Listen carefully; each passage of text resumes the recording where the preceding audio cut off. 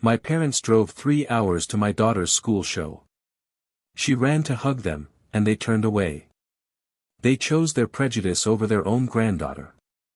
My name is Marcus, I'm 37 years old, and I've been married to my husband Daniel for 5 years.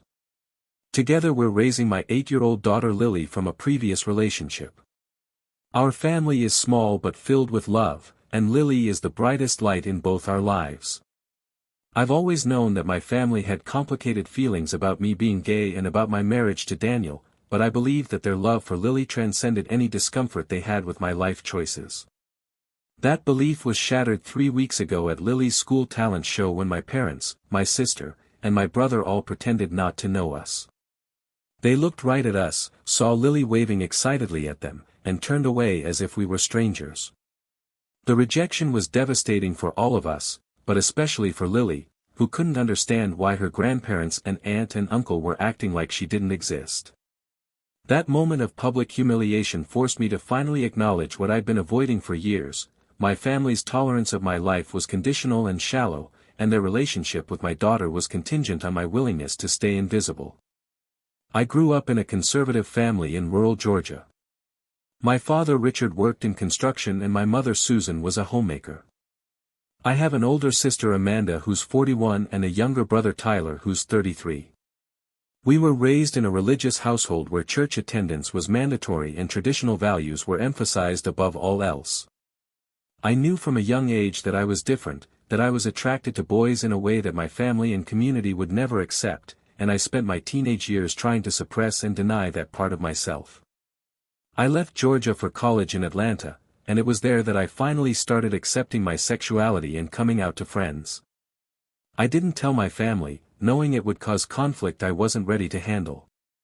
I dated men quietly, keeping that part of my life separate from my family who I'd visit a few times a year while carefully avoiding any mention of my romantic life. When I was 26, I had a brief relationship with a woman named Jennifer. It was complicated and ultimately dishonest, me trying to force myself into a heterosexual relationship to avoid confronting my sexuality. Jennifer got pregnant, and we attempted to make the relationship work for the sake of the baby. Lily was born when I was 27, and the moment I held her, I knew I'd do anything to be the father she deserved. Jennifer and I tried to co-parent and maintain a relationship for about a year, but it was unsustainable. We were both unhappy, and living a lie wasn't fair to either of us or to Lily. We separated when Lily was 18 months old, establishing a co-parenting arrangement where Lily would live primarily with me and spend time with Jennifer on a flexible schedule. My family was disappointed about the failed relationship but relieved I had a daughter. My mother doted on Lily, my father was proud to have a granddaughter, and my siblings included her in family gatherings. For a while, I continued to hide my sexuality from my family, dating men discreetly and keeping that part of my life separate. But when Lily was 3, I met Daniel. He was a teacher at a private school, kind and patient and wonderful with children. We fell in love, and for the first time in my life, I was in a relationship that felt authentic and right. I knew I couldn't keep hiding such a significant part of my life, especially from Lily who was starting to ask questions about why Daniel was always at our house. I came out to my family when Lily was 4. The conversation was difficult and painful. My mother cried and said she'd raised me better than this. My father was angry and told me I was making a sinful choice. Amanda said she was disappointed and worried about what this meant for Lily growing up in a household with 2 men. Tyler was the most accepting, saying he didn't understand it but that I was still his brother. I'd expected rejection, but what I got was something more complicated. My family didn't cut me off completely, but they made it clear they didn't approve of my lifestyle. They'd still see me and Lily, but Daniel wasn't welcome at family gatherings. They'd talk to me on the phone but wouldn't ask about my relationship or acknowledge Daniel's existence in my life. This went on for about a year, with me visiting my family with Lily but leaving Daniel at home, my family maintaining a relationship with their granddaughter while pretending a fundamental part of my life didn't exist. Daniel was patient and understanding, but it hurt him to be excluded, and it hurt me to participate in my family's denial of our relationship. When Daniel and I got engaged, I told my family and said that I hoped they'd attend the wedding. My mother said she couldn't in good conscience attend a ceremony that went against her beliefs. My father agreed. Amanda said she'd have to think about it but ultimately decided not to come. Tyler attended, which I appreciated, though he came alone without his wife who refused. Daniel and I got married in a small ceremony with close friends and some of Daniel's family who were loving and accepting. It should have been one of the happiest days of my life, but my family's absence cast a shadow over the celebration. Lily was our flower girl, and she kept asking where Grandma and Grandpa were, why they didn't come to see Daddy get married. After the wedding, my relationship with my family remained strained but continued. They'd see Lily regularly, having her visit for weekends or holidays, but Daniel was still not acknowledged. When they'd pick Lily up or drop her off, they'd barely look at Daniel, offering curt greetings if any acknowledgement at all. I tolerated this arrangement because I wanted Lily to have a relationship with her grandparents and extended family. I told myself that their love for her was genuine even if their acceptance of me was conditional. Daniel struggled with being excluded but understood my desire to maintain Lily's connection to my biological family. We moved to North Carolina about 2 years ago when Daniel got an excellent teaching position. My family was about 3 hours away now, which meant less frequent visits but continued contact. They'd video chat with Lily regularly and would come visit occasionally or have Lily visit them in Georgia. Lily started at a new school in North Carolina, a progressive private school where several of her teachers knew Daniel professionally and where our family structure was completely accepted and normalized. Lily thrived there, making friends and discovering she had a beautiful singing voice. When the school announced they'd be having a spring talent show, Lily was excited to participate and began practicing a song she'd perform. The talent show was scheduled for a Friday evening in late April. Lily had been preparing for weeks, practicing her song constantly and talking about the performance with nervous excitement. She asked if she could invite Grandma and Grandpa, and I hesitated. My parents had never come to North Carolina to visit, always expecting us to come to them. I wasn't sure they'd make the trip for a school event. But Lily was insistent, so I called my mother and extended the invitation. To my surprise, she said they'd come. She said they'd be happy to see Lily perform and that Amanda and Tyler would probably come too since they'd been planning to visit anyway. I was genuinely pleased, thinking this might be an opportunity for my family to see our life in North Carolina, to see Lily in her school community, to maybe start accepting our family as we actually were. The week before the talent show, my mother confirmed they were all coming. She said they'd arrive Friday afternoon and would go directly to the school for the evening performance. I gave them all the details about the location and timing and told Lily her grandparents, aunt, and uncle would be there to watch her perform. She was thrilled, talking constantly about how Grandma and Grandpa would see her sing. On the day of the talent show, Daniel and I arrived at the school early with Lily to help her get ready. The performance was in the school auditorium, and there was a reception area outside where families would gather before finding seats. Lily was nervous but excited, wearing a special dress we'd bought for the occasion. About 20 minutes before the show was set to start, my family arrived. I saw them enter the reception area, my parents, Amanda with her husband, and Tyler with his wife and 2 kids. I waved to get their attention, and I saw my mother look directly at me, make eye contact, and then immediately look away. I thought maybe she hadn't seen me clearly, so I walked toward them with Daniel and Lily. Lily saw them and called out excitedly, running toward my mother with her arms out for a hug. My mother took a step back and turned to Amanda, saying something I couldn't hear. Lily stopped, confused, looking at her grandmother who was acting as if she hadn't just heard her granddaughter call her name. I reached them with Daniel beside me and said hello, asking if they'd had a good trip. My father looked past me as if I hadn't spoken. Amanda was looking at her phone with obvious deliberateness. Tyler glanced at me and then quickly away, his discomfort visible but his silence telling. I said their names, trying to get a response, to understand what was happening. My mother finally looked at me and said, quietly but clearly, that they'd decided it would be best if we didn't interact here, that they were uncomfortable being seen with us in this setting. I couldn't process what she was saying. They'd driven 3 hours to attend Lily's talent show but didn't want to be seen with us. Lily was pulling on my mother's sleeve, asking why Grandma was being weird, asking for the hug she'd been expecting. My mother looked at Lily with what seemed like genuine pain but still didn't reach for her. She said they'd find seats and would see Lily perform but that we should sit separately. Other families were starting to notice the tension, people glancing over at what was clearly an uncomfortable interaction. I felt humiliation burning through me, but more than that, I felt protective fury on behalf of Lily who was looking between us with confused tears starting to form. I asked my mother directly if she was seriously going to pretend not to know her own granddaughter, if she was going to reject an 8-year-old child in front of her school community because she didn't want to be associated with her gay son and his husband. My mother's face hardened and she said I was making a scene, that she'd asked for a simple boundary and I was being dramatic.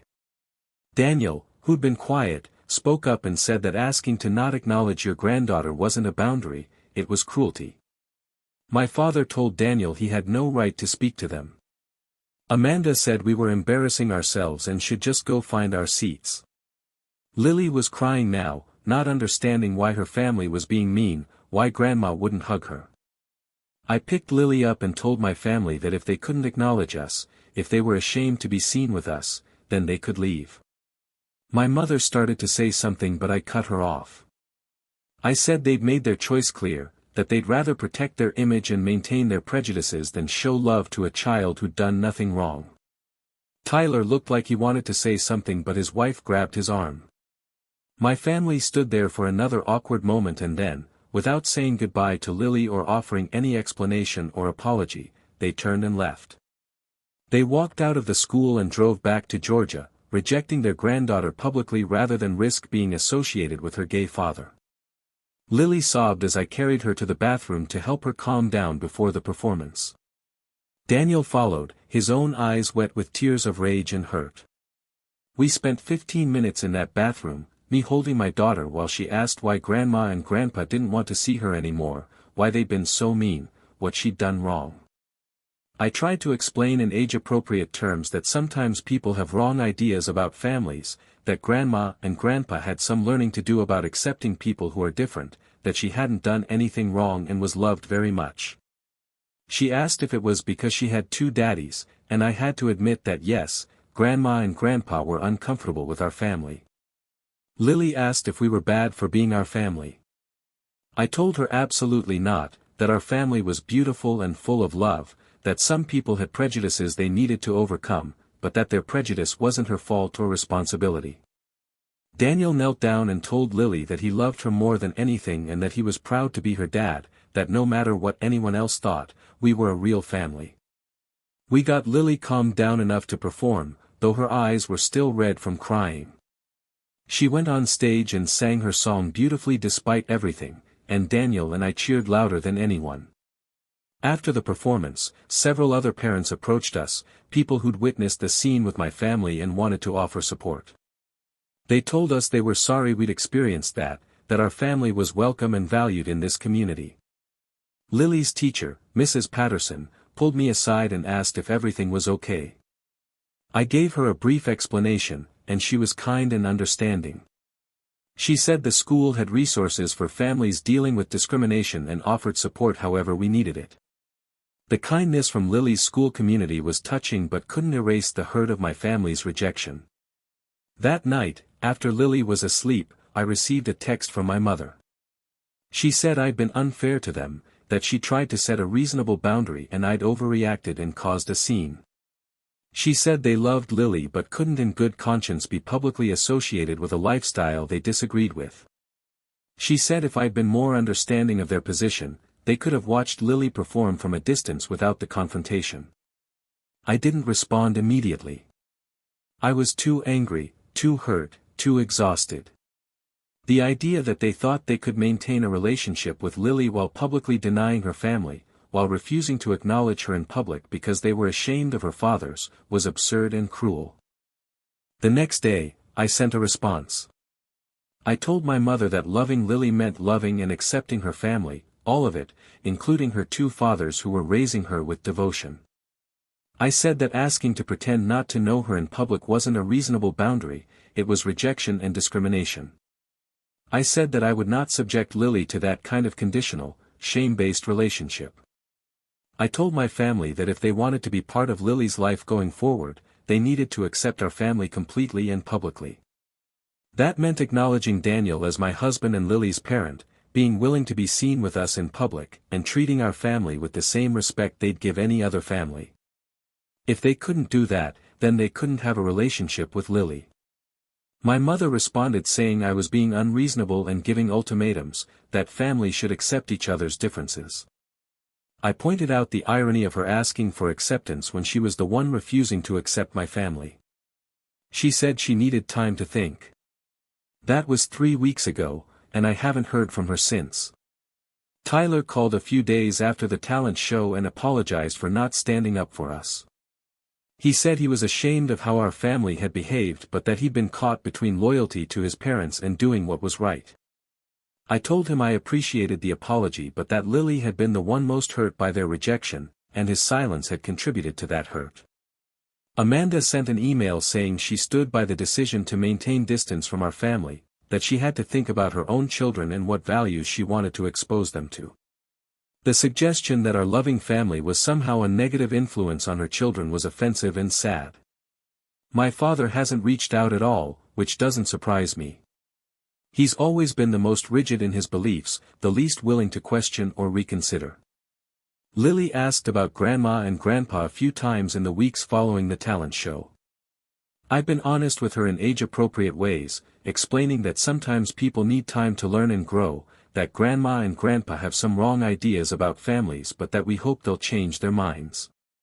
She asked if we'd see them again, and I said I didn't know but that our family, me and Daniel and her, would always be together. Daniel has been processing his own hurt from the incident. He's known my family was uncomfortable with him, but being publicly rejected like that was deeply painful. He's questioned whether his presence in our lives is causing Lily to lose her grandparents, which I've adamantly told him is not the case. My family's prejudice is their responsibility, not his. We've increased Lily's therapy sessions to help her process the rejection. Her therapist has been wonderful, helping Lily understand that the problem lies with her grandparents' prejudices, not with her or her family. Lily seems to be resilient, and the strong support from her school community and Daniel's accepting family has helped tremendously. Daniel's parents, who live in Virginia, have stepped up even more to fill the grandparent role. They've always been loving and accepting, and they were horrified when they heard what my family had done. They've made extra efforts to visit and video chat with Lily, showing her the kind of unconditional love that grandparents should provide. At my daughter's school event, my family pretended not to know us. They looked at their granddaughter calling for them and turned away because acknowledging her meant acknowledging her gay father and his husband. They chose prejudice over love, image over family, and in doing so, they lost the privilege of being part of Lily's life. I don't know if my relationship with my parents and siblings can be repaired. Part of me hopes they'll do the work to overcome their prejudices and become the accepting, loving family Lily deserves. But another part of me recognizes that their love has always been conditional, their acceptance always limited, and that Lily deserves better than a relationship built on shame and denial. We're building a life surrounded by people who love and accept us completely.